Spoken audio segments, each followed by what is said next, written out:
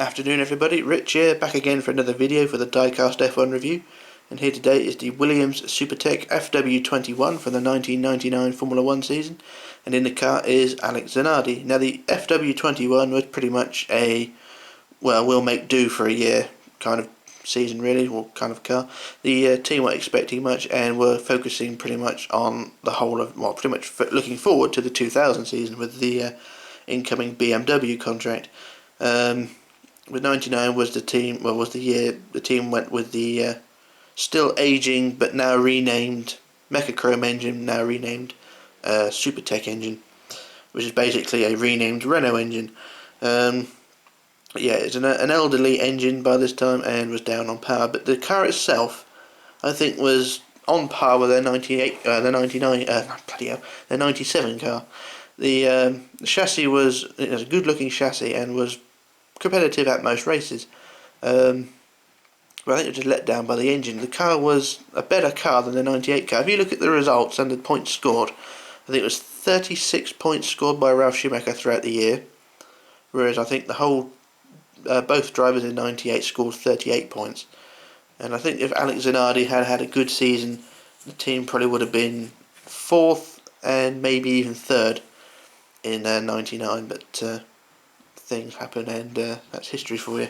But yeah, if you look at the results, the car was much better, and I think it's fair in saying that I said this during my Jordan 199 review, that was it the car, you know, the underdogs doing a good job, or was it just the big teams faltering?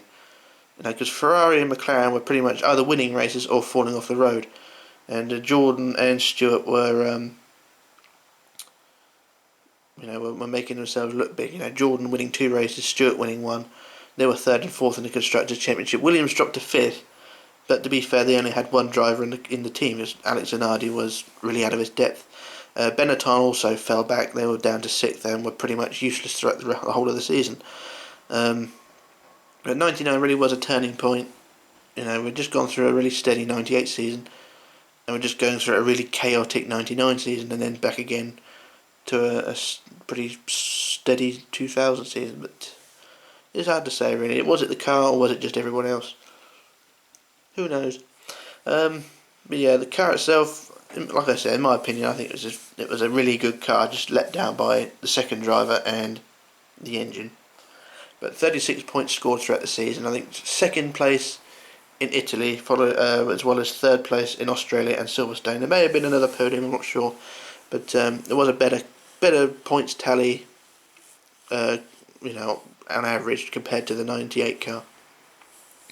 But yeah, really slow slung nose to the car, or lower than the previous year. It really looked more streamlined than the previous year's car, but let down, I think, by the topsy-turvy livery. It was a more outlandish looking livery, but I think the 98 car sort of looked a bit more professional in my opinion.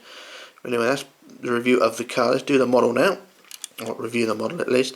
Now, this is a Minichamps model. There is a Mattel model as well out there. I did have the Mattel model, and it's not bad. It's not brilliant, but it does have its issues. But we'll just focus on the Minichamps one. Of course, with Minichamps quality, there are a few fragile bits. The suspension is a bit weak on the front. It's a bit stiff on one side and loose on the other. It's a bit, you know, 50-50 with it. But overall, not too bad. The tyres are typical Minichamps and are very dusty because of this table. Need to dust it. But tyre wise is not too bad.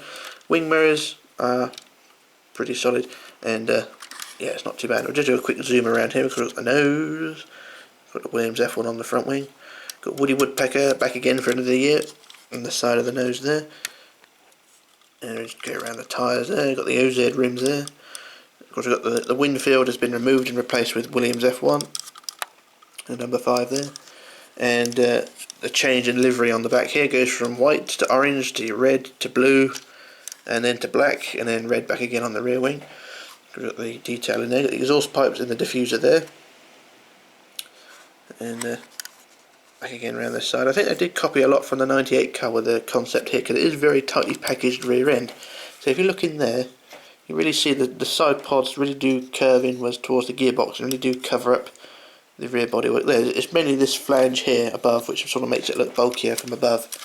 So if you look from above, the car really does look bulky, but the side pods really do curve in really close to the engine and gearbox.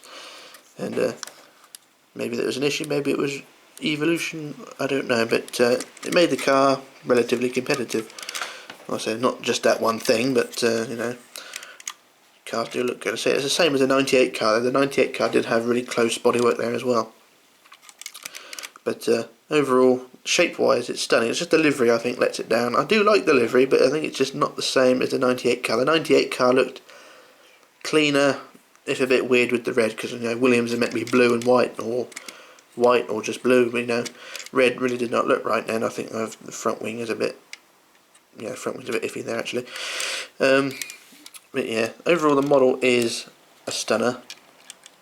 I will say get hold of one of these if you can. We'll do another quick look underneath, and I won't hold on to the front wing, I think it's about to fall off. So we'll do a quick look underneath here. So we've got the exhaust pipes just there.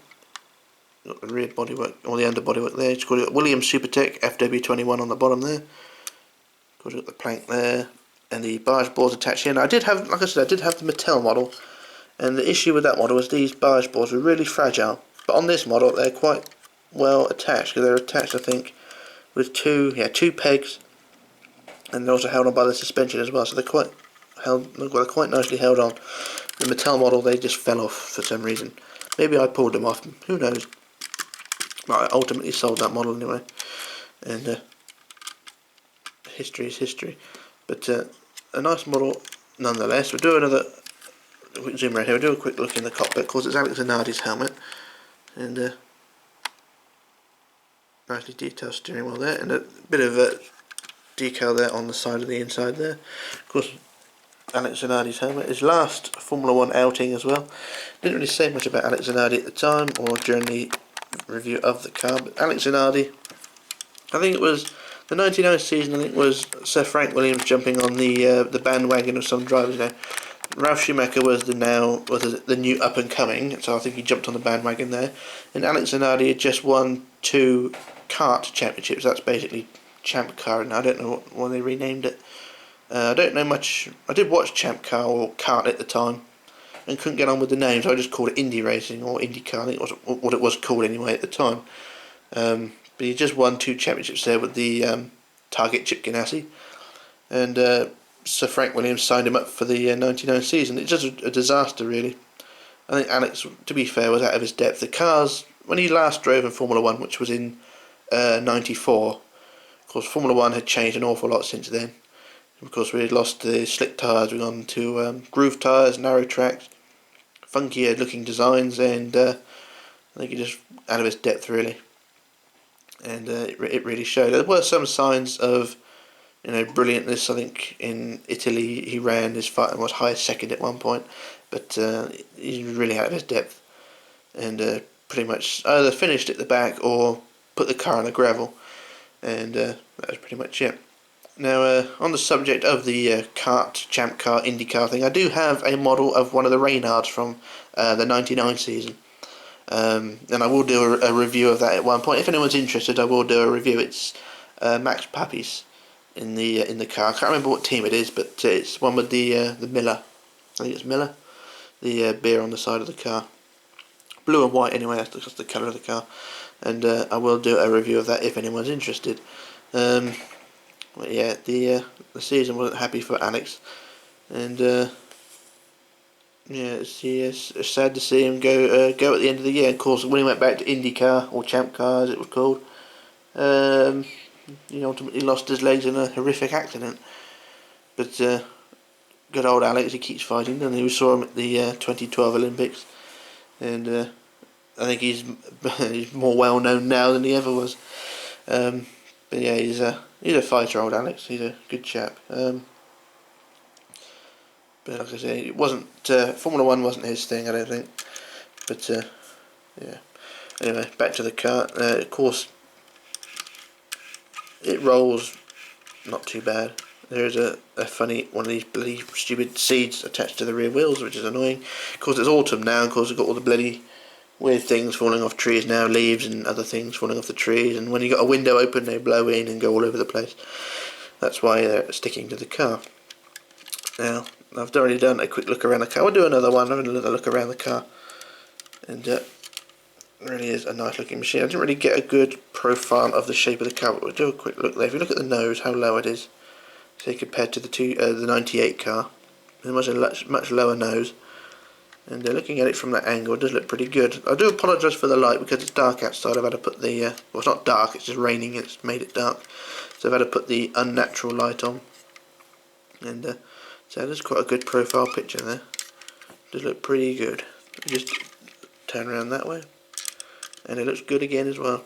So yeah, it's not a bad model. I will suggest getting hold of one of these. It's not a rare model or a rare car. You will have to look around though, because there are of course two versions. There is the Mattel version and there is this version, which is of course Minichamps.